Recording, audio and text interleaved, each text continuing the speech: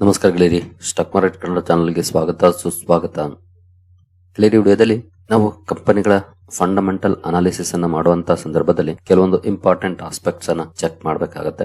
ಅದಕ್ಕೆ ಸಂಬಂಧಪಟ್ಟಂತೆ ಒಂದು ಕಾನ್ಸೆಪ್ಟ್ ನ ಬಗ್ಗೆ ತಿಳ್ಕೊಳ್ಳುವಂತ ಪ್ರಯತ್ನವನ್ನ ಮಾಡೋಣ. ಆಕ್ಚುಲಿ ಇದು ಫಂಡಮೆಂಟಲ್ ಅನಾಲಿಸಿಸ್ ಅಲ್ಲಿ ಬಳಸುವಂತದ್ದು. ಬೇಕಿದ್ರೆ ಫಂಡಮೆಂಟಲ್ ಅನಾಲಿಸಿಸ್ ಸೀರೀಸ್ ನ ಇನ್ನೊಂದು ಪಾರ್ಟ್ ಅಂತ ಬೇಕಿದ್ರು ನೀವು ತಿಳ್ಕೊಳ್ಬಹುದು. ನೋಡೋಣ ಯಾವ ಟಾಪಿಕ್ ಎಷ್ಟಿದೆ, ಇಂಪಾರ್ಟೆನ್ಸ್ ಏನೆಲ್ಲ ಚೆಕ್ ಮಾಡಬೇಕು ಎಲ್ಲವನ್ನು ಕೂಡ ನಾವು ತಿಳ್ಕೊಳ್ಳೋಣ. ಮೊದಲಿಗೆ ಡಿಸ್ಕ್ಲೇಮರ್ ಕೊಡ್ಲಿಕ್ಕೆ ಇಷ್ಟಪಡ್ತೀನಿ. ಇಲ್ಲಿ ಯಾವ್ದಾದ್ರು ಸ್ಟಾಕ್ ಅನ್ನ ಎಕ್ಸಾಂಪಲ್ ಆಗಿ ತಗೊಳ್ಬಹುದು. ಅದ್ಯಾವುದನ್ನು ಕೂಡ ನಾನು ರೆಕಮೆಂಡ್ ಮಾಡ್ತಿಲ್ಲ. ನೀವು ಫರ್ದರ್ ಸ್ಟಡಿ ಮಾಡಿ ಡಿಸಿಷನ್ ತಗೊಳ್ಬಹುದು. ಆಸ್ ಎಜುಕೇಶನಲ್ ಪರ್ಪಸ್ ನಾನು ವಿಡಿಯೋ ಮುಂದೆ ತರ್ತಾ ಇದ್ದೀನಿ. ಈಗ ಇವತ್ತಿನ ಟಾಪಿಕ್ ಬಂದು asset light versus asset heavy business models. ನಾನು ಹಲವು ಸಲ ಸುದ್ದಿಗಳನ್ನ ಕವರ್ ಮಾಡುವಾಗ ಆಗ್ಬೋದು ಅಥವಾ ಕಂಪನಿಗಳನ್ನ ಕವರ್ ಮಾಡುವಂತ ಸಂದರ್ಭದಲ್ಲಿ ಆಗ್ಬೋದು ಅಸೆಟ್ ಲೈಟ್ ಮಾಡೆಲ್ ಅಥವಾ ಅಸೆಟ್ ಹೆವಿ ಮಾಡೆಲ್ ಅನ್ನೋದನ್ನ ಮೆನ್ಷನ್ ಮಾಡ್ತಾ ಇರ್ತೀನಿ. ಹಾಗಾದ್ರೆ ಅಸೆಟ್ ಲೈಟ್ ಹಾಗೂ ಅಸೆಟ್ ಹೆವಿ ಬಿಸ್ನೆಸ್ ಮಾಡೆಲ್ಸ್ ಅಂದ್ರೆ ಏನು? ಯಾಕೆಂತಂದ್ರೆ ನಾವು ಫಂಡಮೆಂಟಲ್ ಅನಾಲಿಸಿಸ್ ಮಾಡುವಂತ ಸಂದರ್ಭದಲ್ಲಿ ಈ ವಿಷಯದಲ್ಲಿ ಕ್ಲಾರಿಟಿ ಇರಬೇಕು. ಇದು ಅಸೆಟ್ ಲೈಟ್ ಮಾಡೆಲ್ ಅಥವಾ ಅಸೆಟ್ ಹೆವಿ ಮಾಡೆಲ್ ಅಂತ. ಯಾಕೆಂತಂದ್ರೆ ಕೆಲವೊಂದು ವಿಷಯಗಳನ್ನ ನೋಡುವಂತ ಸಂದರ್ಭದಲ್ಲಿ ಅಸೆಟ್ ಲೈಟ್ಗೂ ಅಸೆಟ್ ಹೆವಿಗೂ ಡಿಫರೆನ್ಸಸ್ ಇರುತ್ತೆ. ಹಾಗಾಗಿ ಇದಕ್ಕಿರುವಂತ ಡಿಫರೆನ್ಸ್ ಗೊತ್ತಿದ್ರೆ ಕಂಪನಿಗಳನ್ನ ಅನಾಲಿಸಿಸ್ ಮಾಡೋದು ನಮ್ಗೆ ಈಸಿ ಆಗುತ್ತೆ. ಇಲ್ಲೇ ನೋಡಬಹುದು, understanding capital intensity is fundamental to evaluating business quality and investment risk. ಕಂಪನಿಯಲ್ಲಿ ಇನ್ವೆಸ್ಟ್ ಮಾಡುವಂತ ಸಂದರ್ಭದಲ್ಲಿ ಆ ಕಂಪನಿಯಲ್ಲಿ ಇರುವಂತಹ ಬಿಸ್ನೆಸ್ ಕ್ವಾಲಿಟಿ ಹಾಗೂ ಇನ್ವೆಸ್ಟ್ಮೆಂಟ್ ರಿಸ್ಕ್ ಅನ್ನ ಅರ್ಥ ಮಾಡ್ಕೊಳ್ಬೇಕು ಅಂದ್ರೆ ಇದರ ಅರಿವಿರಬೇಕಾಗುತ್ತೆ. Asset light versus asset heavy.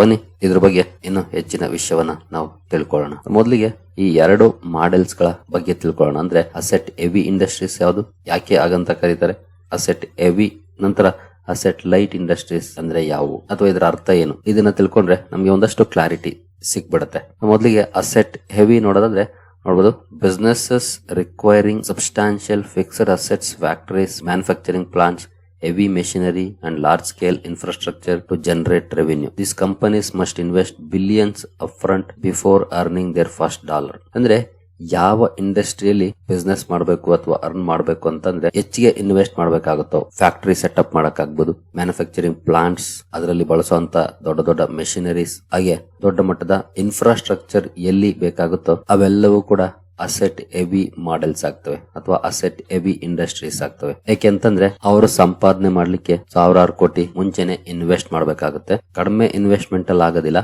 Heavy investments ಬೇಕಾಗುತ್ತೆ. ಹೈ ಕ್ಯಾಪಿಟಲ್ ಎಕ್ಸ್ಪೆಂಡಿಚರ್ ಬೇಕಾಗುತ್ತೆ, significant depreciation and maintenance cost, long pay back periods and investments, ಇವುಗಳು ಅಸೆಟ್ ಹೆವಿ ಇಂಡಸ್ಟ್ರೀಸ್ ಆಗುತ್ತೆ.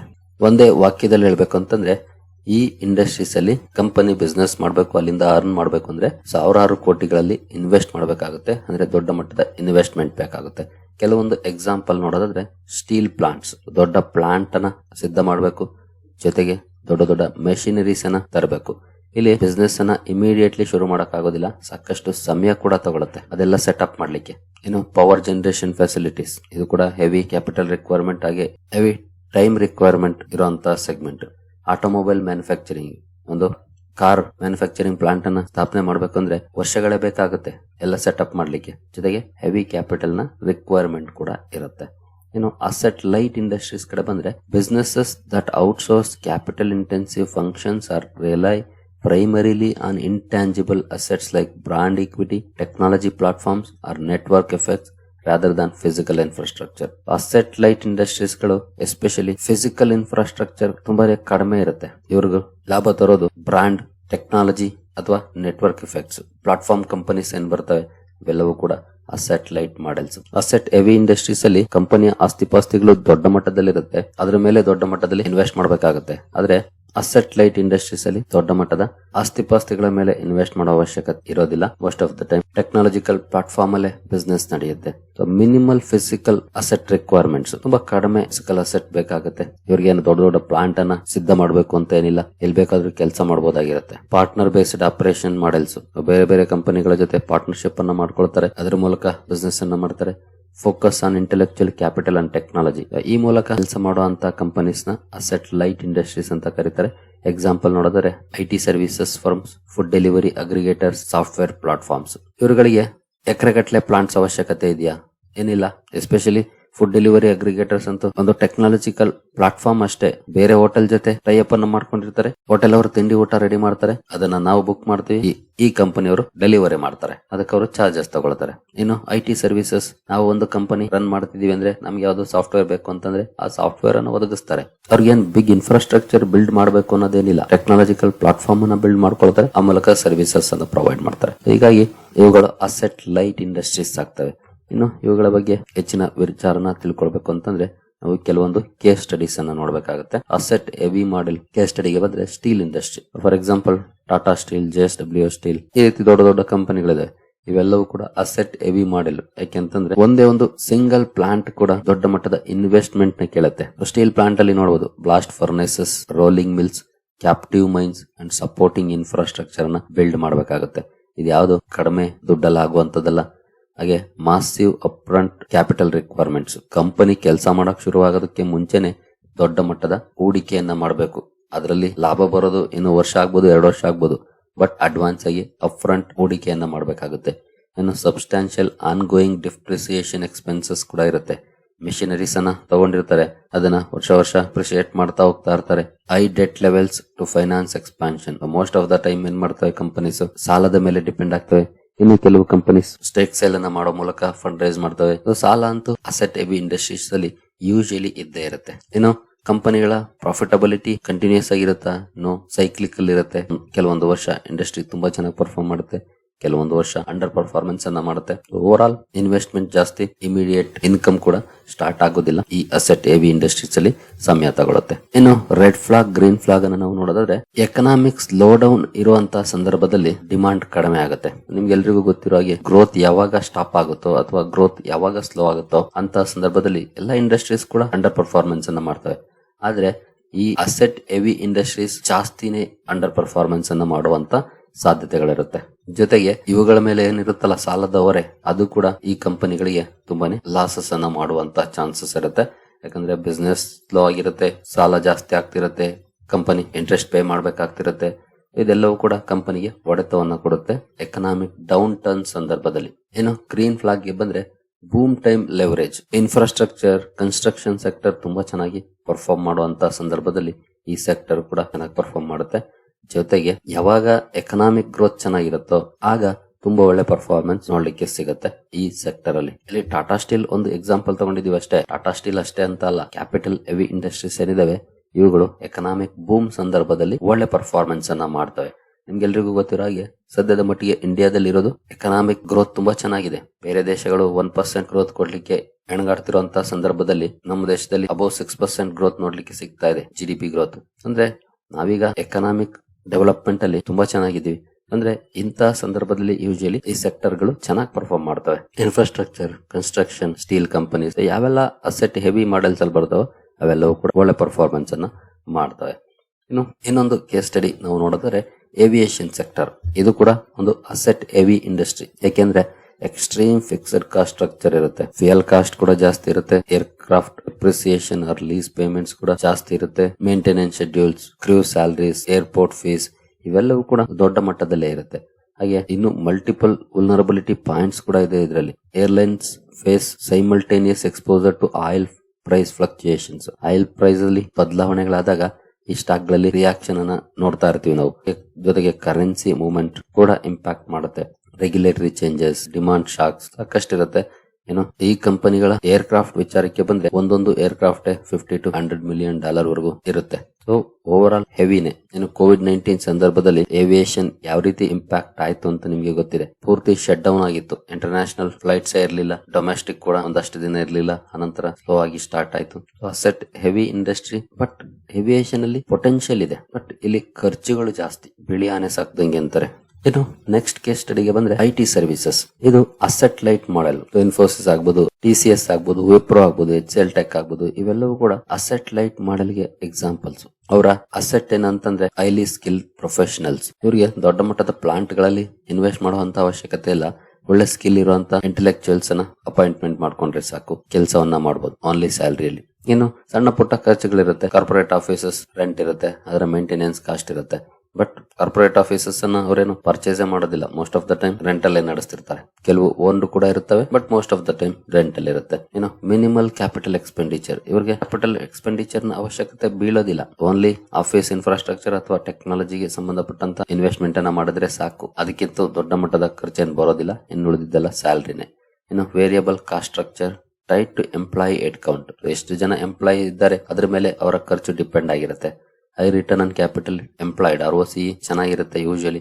Rapid scalability without proportional investment, ಅಂದ್ರೆ ದೊಡ್ಡ ಮಟ್ಟದ ಇನ್ವೆಸ್ಟ್ಮೆಂಟ್ ಮಾಡದೇನೆ ಸ್ಕೇಲಬಿಲಿಟಿಯನ್ನ ಮೇಂಟೈನ್ ಮಾಡಬಹುದು. Strong cash generation, ಇದರಲ್ಲಿ green flag ನೋಡಿದ್ರೆ ದೊಡ್ಡ ಇನ್ವೆಸ್ಟ್ಮೆಂಟ್ ಅನ್ನ ಮಾಡದೇನೆ ಕಂಪನಿ ಎಕ್ಸೆಪ್ಷನಲ್ ಗ್ರೋತ್ ಅನ್ನ ಕಾಣುವಂತ ಪ್ರಾಬಬಿಲಿಟಿ ಇರುತ್ತೆ. ಈ ಕಂಪನಿಗೆ ದೊಡ್ಡ ಫ್ಯಾಕ್ಟರಿ ಬಿಲ್ಡ್ ಮಾಡೋ ಅವಶ್ಯಕತೆ ಇರೋದಿಲ್ಲ. ಆಫೀಸ್ ಸ್ಪೇಸ್ ಇದ್ರೆ ಸಾಕು, ಅದರಲ್ಲಿ ವರ್ಕ್ ಸ್ಟೇಷನ್ಸ್ ಅನ್ನ ಬಿಲ್ಡ್ ಮಾಡ್ಕೊಂಡು ಕೆಲಸವನ್ನ ಮಾಡ್ತಾ ಇರ್ತಾರೆ ನೂರಾರು ಜನ. ಇಲ್ಲಿನ ರಿಸ್ಕ್ ಫ್ಯಾಕ್ಟರ್ಸ್ ಗೆ ಬಂದ್ರೆ ಅಥವಾ ರೆಡ್ ಫ್ಲಾಗ್ ಗೆ ಬಂದ್ರೆ ಎಂಪ್ಲಾಯಿ ಅಟ್ರಿಷನ್ ಥ್ರೆಟನ್ಸ್ ದಿಸ್ ಮಾಡೆಲ್, ಅಂದ್ರೆ ಕೆಲಸವನ್ನ ಬಿಡೋದು ಎಂಪ್ಲಾಯೀಸ್ ಇದೆ ಇಲ್ಲಿರುವಂತ ರಿಸ್ಕ್ ಫ್ಯಾಕ್ಟರ್. ಯಾಕಂದ್ರೆ ಒಳ್ಳೆ ಟ್ಯಾಲೆಂಟ್ ಇರೋಂತ ಎಂಪ್ಲಾಯೀಸ್ ಆಚೆ ಹೋದ್ರು ಅಂದ್ರೆ ಮತ್ತೊಬ್ಬರನ್ನ ಹುಡ್ಕೋದು ಕಷ್ಟ. ಅದೇ ರೀತಿಯ ಟ್ಯಾಲೆಂಟೆಡ್ ಅಥವಾ ಸ್ಕಿಲ್ಫುಲ್ ಎಂಪ್ಲಾಯೀಸ್ ಅನ್ನ. ಜೊತೆಗೆ ಈ ಕಂಪನಿ ಗ್ಲೋಬಲ್ IT ಸ್ಪೆಂಡಿಂಗ್ ನ ಮೇಲೆ ಡಿಪೆಂಡ್ ಆಗ್ತವೆ.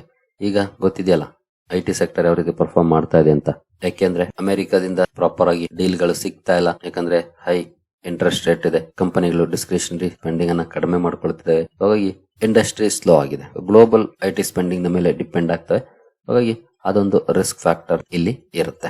ಇನ್ನು ನೆಕ್ಸ್ಟ್ ಪ್ಲಾಟ್ಫಾರ್ಮ್ ಎಕನಾಮಿಕ್ಸ್, ಅಂದ್ರೆ ನೋಡ್ತೀವಲ್ಲ ಝೊಮ್ಯಾಟೊ, ಓಯೋ, ಉಬರ್. ಝೊಮ್ಯಾಟೊದಲ್ಲಿ ಯಾವ್ದಾದ್ರು ಹೋಟೆಲ್ಸ್ ಇದೆಯಾ? ಅವ್ರು ಯಾವ್ದು ಹೋಟೆಲ್ಸ್ ಅನ್ನ ಓನ್ ಮಾಡ್ತಿಲ್ಲ.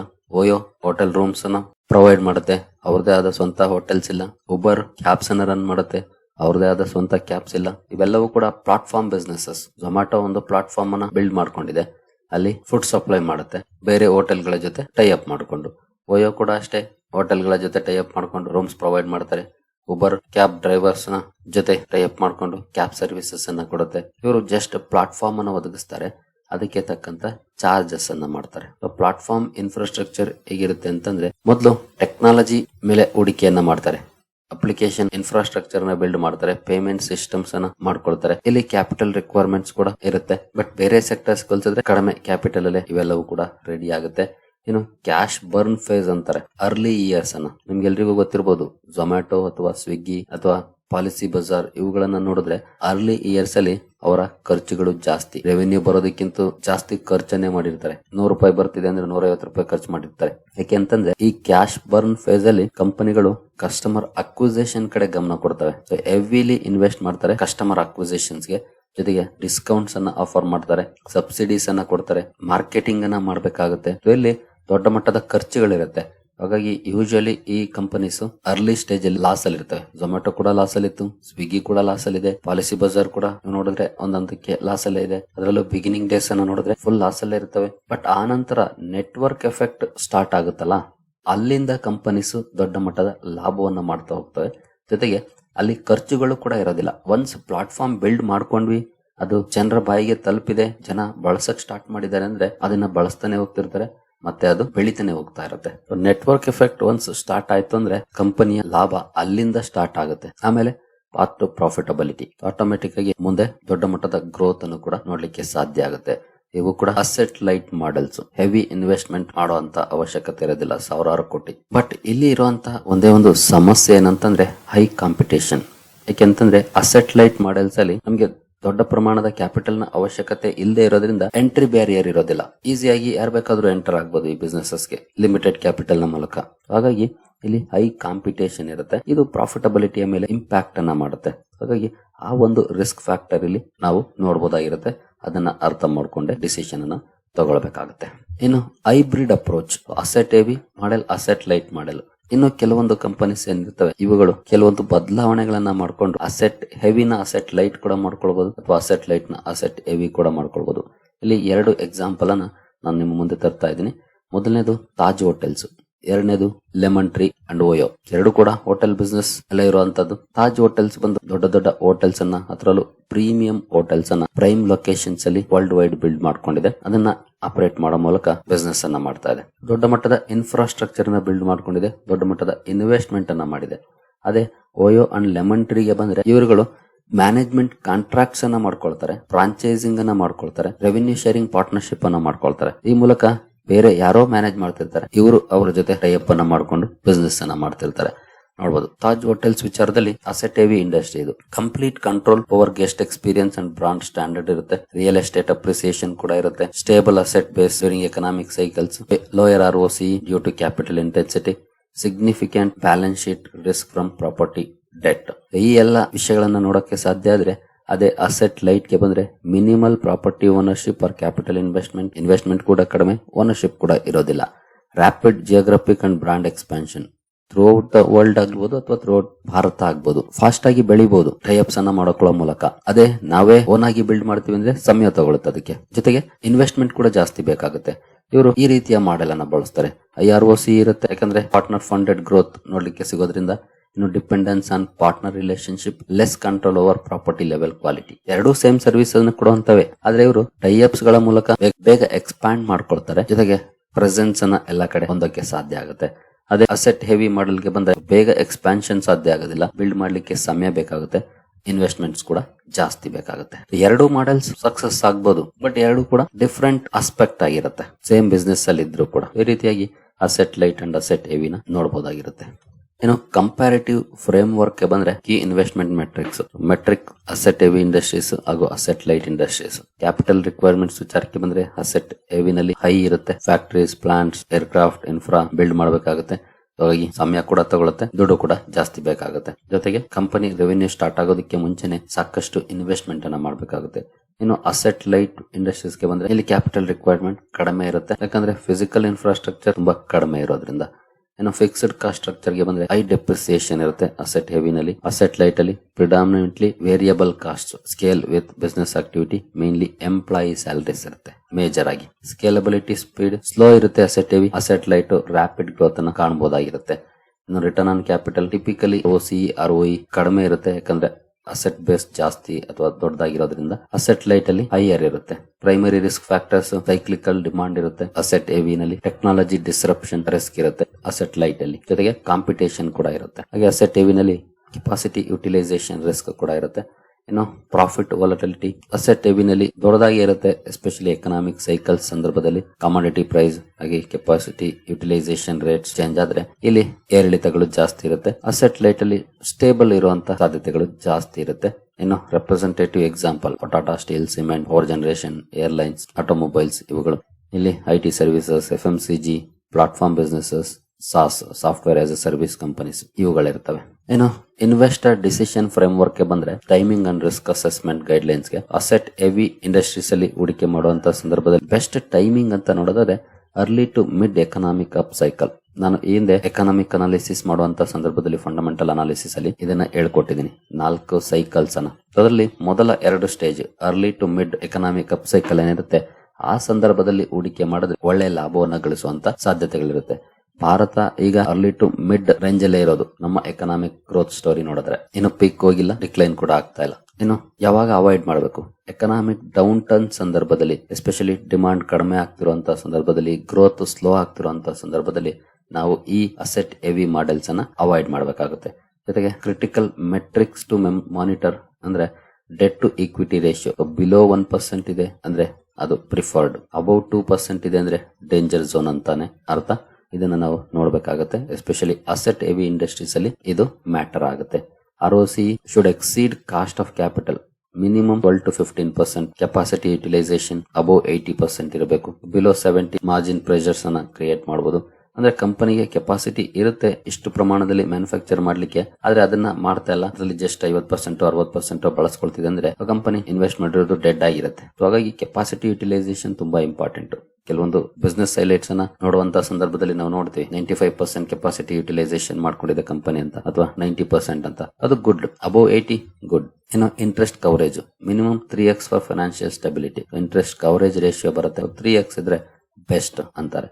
ಇನ್ನು ಅಸೆಟ್ ಲೈಟ್ ಸ್ಟ್ರಾಟಜಿಗೆ ಬಂದ್ರೆ investment advantage, more consistent cash flows across economic cycle. ಎಂತ ಎಕನಾಮಿಕ್ ಸೈಕಲ್ಸ್ ಇದ್ರೂ ಕೂಡ ಕನ್ಸಿಸ್ಟೆಂಟ್ ಕ್ಯಾಶ್ ಫ್ಲೋಸ್ ಜನರೇಟ್ ಆಗ್ತಾ ಇರುತ್ತೆ. ಸ್ಕೇಲಬಿಲಿಟಿ ಕೂಡ ಚೆನ್ನಾಗಿರುತ್ತೆ. ROCE ಹೈ ಇರುತ್ತೆ, ಯೂಶುವಲಿ ಬೆಟರ್ ಪೊಸಿಷನ್ ಆಗಿರುತ್ತೆ ರ್ಯಾಪಿಡ್ ಗ್ರೋತ್ ಗೆ. ಇನ್ನು ವಲ್ನರಬಿಲಿಟಿ ಪಾಯಿಂಟ್ಸ್ ನೋಡೋದಾದ್ರೆ ಟೆಕ್ನಾಲಜಿ ಡಿಸ್ರಪ್ಷನ್, ಇದು ಕಂಪನಿಗಳ ಪರ್ಫಾರ್ಮೆನ್ಸ್ ಅನ್ನ ಡೌನ್ ಮಾಡಬಹುದು. ಜೊತೆಗೆ ಇಂಟೆನ್ಸ್ ಕಾಂಪಿಟೇಷನ್, ಮಾರ್ಜಿನ್ಸ್ ಪ್ರೆಷರ್ಸ್ ಅನ್ನ ಕ್ರಿಯೇಟ್ ಮಾಡಬಹುದು. ಇನ್ನು ಕ್ರಿಟಿಕಲ್ ಮೆಟ್ರಿಕ್ಸ್ ಅನ್ನ ನೋಡಿದ್ರೆ ಎಕನಾಮಿಕ್ ಮೋಟ್ ಅಂದ್ರೆ ಕಂಪನಿಗೆ ಬ್ರಾಂಡ್ ಸ್ಟ್ರೆಂತ್ ಇದೆಯಾ, ಪ್ರಾಪ್ರೈಟರಿ ಟೆಕ್ನಾಲಜಿ ಇದೆಯಾ, ನೆಟ್ವರ್ಕ್ ಎಫೆಕ್ಟ್ಸ್ ಇದೆಯಾ, ಇವುಗಳನ್ನ ನೋಡ್ಬೇಕಾಗುತ್ತೆ. ಒಳ್ಳೆ ನೆಟ್ವರ್ಕ್ ಎಫೆಕ್ಟ್ ಅನ್ನ ಹೊಂದಿದೆ ಅದು ಕಂಪನಿಗೆ ಹೊಕ್ಕಿನ ಕೋಟೆ ಇದ್ದಂಗೆ. ಬ್ರಾಂಡ್ ಪವರ್ ಕೂಡ ಅಷ್ಟೇ. ನಾನು ಈ ಎಕನಾಮಿಕ್ ಮೋಡ್ ಬಗ್ಗೆ ನಮ್ಮ ಕೋರ್ಸ್ ಅಲ್ಲಿ ತುಂಬಾ ಡೀಟೇಲ್ ಆಗಿ ಎಕ್ಸ್ಪ್ಲೈನ್ ಮಾಡಿದೀನಿ, ಅವ್ರಿಗೆಲ್ಲ ಇನ್ನೂ ತುಂಬಾ ಚೆನ್ನಾಗಿ ಗೊತ್ತಿರುತ್ತೆ. ಇವೆಲ್ಲವೂ ಕೂಡ ಕಂಪನಿಗೆ ಸ್ಟ್ರೆಂತ್ ಅನ್ನ ಒದಗಿಸುತ್ತೆ. ಏನು customer stickiness, customer retention rates ಏನಿದೆ ಅದು ಚೆನ್ನಾಗಿರಬೇಕು. ಜೊತೆಗೆ ಸ್ವಿಚಿಂಗ್ ಕಾಸ್ಟ್ ಕೂಡ ಜಾಸ್ತಿ ಇರಬೇಕು. ಈಸಿಯಾಗಿ ಆ ಕಡೆ ಹೋಗಬಾರ್ದು, ಇನ್ನೊಂದು ಆಪ್ಷನ್ ಇರಬಾರ್ದು. ಆ ರೀತಿ ಇರುವಂತ ಕಡೆ ಕಸ್ಟಮರ್ ರಿಟೆನ್ಷನ್ ಚೆನ್ನಾಗಿರುತ್ತೆ, ಕಂಪನಿಗಳ ಬಿಸ್ನೆಸ್ ಕೂಡ ಚೆನ್ನಾಗಿರುತ್ತೆ. ಇನ್ನು scalability model, revenue growth outpacing cost growth, competitive position, market share trends ಯಾವ ರೀತಿ ಇದೆ, ಪ್ರೈಸಿಂಗ್ ಪವರ್ ಇದೆಯಾ, ಇವುಗಳನ್ನ ನೋಡಿ ನಾವು ಡಿಸಿಷನ್ ಅನ್ನ ತಗೊಳ್ಬೇಕಾಗುತ್ತೆ. ಕೀ ಟೇಕ್ ಅವೇಸ್ಗೆ ಬಂದ್ರೆ match strategy to economic cycle. Asset heavy industries ಅಲ್ಲಿ ಹೂಡಿಕೆ ಮಾಡ್ತೀರಾ, ಯಾವಾಗ ಎಕನಾಮಿಕ್ ಎಕ್ಸ್ಪಾನ್ಷನ್ ಇರುತ್ತೋ, ಗ್ರೋತ್ ಚೆನ್ನಾಗಿರುತ್ತೋ ಅಂತ ಸಂದರ್ಭದಲ್ಲಿ ಒಳ್ಳೆ ರಿಟರ್ನ್ಸ್ ಅನ್ನ ನಾವು ಗಳಿಸಬಹುದು ಈ ಇಂಡಸ್ಟ್ರೀಸ್ ಅಲ್ಲಿ. ಹಾಗೆ ಕ್ಯಾಪಿಟಲ್ ಎಫಿಷಿಯನ್ಸಿನ ಅಸೆಸ್ ಮಾಡಬೇಕಾಗುತ್ತೆ. ROE, ROC, ಅಸೆಟ್ ಹೆವಿ ಹಾಗೂ ಅಸೆಟ್ ಲೈಟ್ ಅಲ್ಲಿ ಯಾವ ರೀತಿ ಇರುತ್ತೆ ಅಂತ ನಿಮ್ಗೆ ನೋಡಿದ್ರಲ್ಲ. ಅಸೆಟ್ ಲೈಟ್ ಅಲ್ಲಿ ROE, ROC ಹೈ ಇರುತ್ತೆ. ಅಸೆಟ್ ಹೆವಿನಲ್ಲಿ ಸ್ವಲ್ಪ ಲೋ ಇರುತ್ತೆ, 12 to 15% ಡಿಸೆಂಟ್. ಅಸೆಟ್ ಹೆವಿನಲ್ಲಿ ಅಸೆಟ್ ಲೈಟ್ ಅಲ್ಲಿ 15 to 20% ಅಥವಾ ಅಬೌವ್ 20 ಗುಡ್ ಅಂತಾರೆ. ಇನ್ನು ಇವ್ಯಾಲ್ಯೂಯೇಟ್ ರಿಸ್ಕ್ ಟಾಲರೆನ್ಸ್, ಅಲ್ಲಿರುವಂತ ರಿಸ್ಕ್ ಅನ್ನ ಇವ್ಯಾಲ್ಯೂಯೇಷನ್ ಮಾಡಿ ಡಿಸೈಡ್ ಮಾಡಬೇಕಾಗುತ್ತೆ. ಮಾನಿಟರ್ ಲೀಡಿಂಗ್ ಇಂಡಿಕೇಟರ್ಸ್, ಅಸೆಟ್ ಹೆವಿಗೆ capacity utilisation important, commodity prices important, infrastructure spending trends important. Asset light ಗೆ market share, customer metrics, competitive intensity, technology trends ಇವುಗಳು ಬಹಳ ಇಂಪಾರ್ಟೆಂಟ್ ಆಗುತ್ತೆ. So over all ಹೇಳೋದಾದ್ರೆ ಇಲ್ಲಿ ಯಾವ ಮಾಡೆಲ್ ಬೆಸ್ಟ್ ಅಂತ ನೋಡೋದಾದ್ರೆ ಖಂಡಿತ ಯಾವುದು ಬೆಸ್ಟ್ ಅಥವಾ ವರ್ಸ್ಟ್ ಅಂತ ಇಲ್ಲ, ಎರಡೂ ಕೂಡ ಬೇಕು. ಹಾಗಾಗಿ ನಾವು ಮಾಡಬೇಕಾಗಿರೋದೇನಂತಂದ್ರೆ ನಮ್ಮ ರಿಸ್ಕ್ಗೆ ತಕ್ಕಂತೆ ಡೈವರ್ಸಿಫಿಕೇಶನ್ ಮಾಡಬೇಕು. ಜೊತೆಗೆ ಎಕನಾಮಿಕ್ ಸೈಕಲ್ಸ್ ಅನ್ನ ಅರ್ಥ ಮಾಡ್ಕೊಳ್ಬೇಕು. ನಾವೀಗ ಯಾವ ಸಂದರ್ಭದಲ್ಲಿ ಇದೀವಿ, ಎಕನಾಮಿಕ್ ಡೌನ್ ಟರ್ನ್ ಅಲ್ಲಿ ಇದೀವ ಅಥವಾ ಎಕನಾಮಿಕ್ ಗ್ರೋತ್ ಸ್ಟೇಜ್ ಅಲ್ಲಿ ಇದೀವ. ಗ್ರೋತ್ ಸ್ಟೇಜ್ ಅಲ್ಲಿ ಇದೀವಿ ಅಂದ್ರೆ ಎಕನಾಮಿಕ್ ಗ್ರೋತ್ ಚೆನ್ನಾಗಿದೆ ಅಂದ್ರೆ ಅಂತ ಸಂದರ್ಭದಲ್ಲಿ ನಾವು ಅಸೆಟ್ ಹೆವಿ ಇಂಡಸ್ಟ್ರೀಸ್ ಅಲ್ಲಿ ಕೂಡ ಹೂಡಿಕೆ ಮಾಡಬಹುದು. ಆದ್ರೆ ಅಲ್ಲಿ ಸ್ಪೆಸಿಫಿಕ್ ಆಗಿ ಕಂಪನಿಗಳಲ್ಲಿ ಇರುವಂತಹ ಪರ್ಟಿಕ್ಯುಲರ್ ರಿಸ್ಕ್ ಫ್ಯಾಕ್ಟರ್ ಅನ್ನ ಸ್ಟಡಿ ಮಾಡಿನೇ ಡಿಸೈಡ್ ಮಾಡಬೇಕಾಗುತ್ತೆ, ಸುಮ್ಮನೆ ಆಗೋದಿಲ್ಲ. ನಿಮ್ಗೆ ಅಸೆಟ್ ಹೆವಿ, ಅಸೆಟ್ ಲೈಟ್ ಬಗ್ಗೆ ಒಂದಷ್ಟು ಮಾಹಿತಿ ಸಿಕ್ಕಿದೆ ಅಂದ್ಕೊಳ್ತೀನಿ. ಜೊತೆಗೆ ಇದರಲ್ಲಿದ್ದಂತ ಡೌಟ್ ಗಳು ಕೂಡ ಕ್ಲಿಯರ್ ಆಗಿದೆ ಅಂದ್ಕೊಳ್ತೀನಿ. ಮೋರ್ ದನ್ 20 minutes ಆಗಿದೆ ವಿಡಿಯೋ. ಗೊತ್ತಿಲ್ಲ ಎಷ್ಟು ಜನ ಕೊನೆವರೆಗೂ ನೋಡಿದಿರಿ ಅಂತ. ನೋಡಿರೋರು ಒಂದು ಫೀಡ್ಬ್ಯಾಕ್ ಕೊಡಿ, ಎಸ್ ಅಂತ ನನಗೂ ಗೊತ್ತಾಗುತ್ತೆ ಎಷ್ಟು ಜನ ನೋಡಿದಿರಿ ಅಂತ. ಇನ್ನು ನಮ್ಮ ತರಬೇತಿ ಕಾರ್ಯಕ್ರಮದಲ್ಲಿ ಇಂಟ್ರೆಸ್ಟ್ ಇರುವಂತವರು ಇಮೇಲ್ ಮೂಲಕ ಸಂಪರ್ಕ ಮಾಡಬಹುದು. ಇಮೇಲ್ ಇಲ್ಲಿದೆ. ಹೆಚ್ಚಿನ ಮಾಹಿತಿಯನ್ನ ಇಮೇಲ್ ಮೂಲಕ ನಿಮ್ಗೆ ಒದಗಿಸ್ತೇವೆ. ಈಗಾಗಲೇ ಸಾಕಷ್ಟು ಜನ ಸೇರಿದ್ದೀರಿ. ಇನ್ನು ಯಾರಾದ್ರೂ ಕಲಿಯೋ ಆಸಕ್ತಿ ಇರುವಂತವರು ಸಂಪರ್ಕ ಮಾಡಬಹುದು ಇಮೇಲ್ ಮೂಲಕ. ಸರಿ ಗೆಳೆಯರೆ, ಈ ವಿಡಿಯೋ ನಿಮಗೆ ಇಷ್ಟ ಆಗಿದೆ ಅಂದ್ಕೊಳ್ತೀನಿ. ಮುಂದಿನ ವಿಡಿಯೋದಲ್ಲಿ ಸಿಗೋಣ. ಅಲ್ಲಿವರೆಗೂ ಜೈ ಹಿಂದ್, ಜೈ ಕರ್ನಾಟಕ.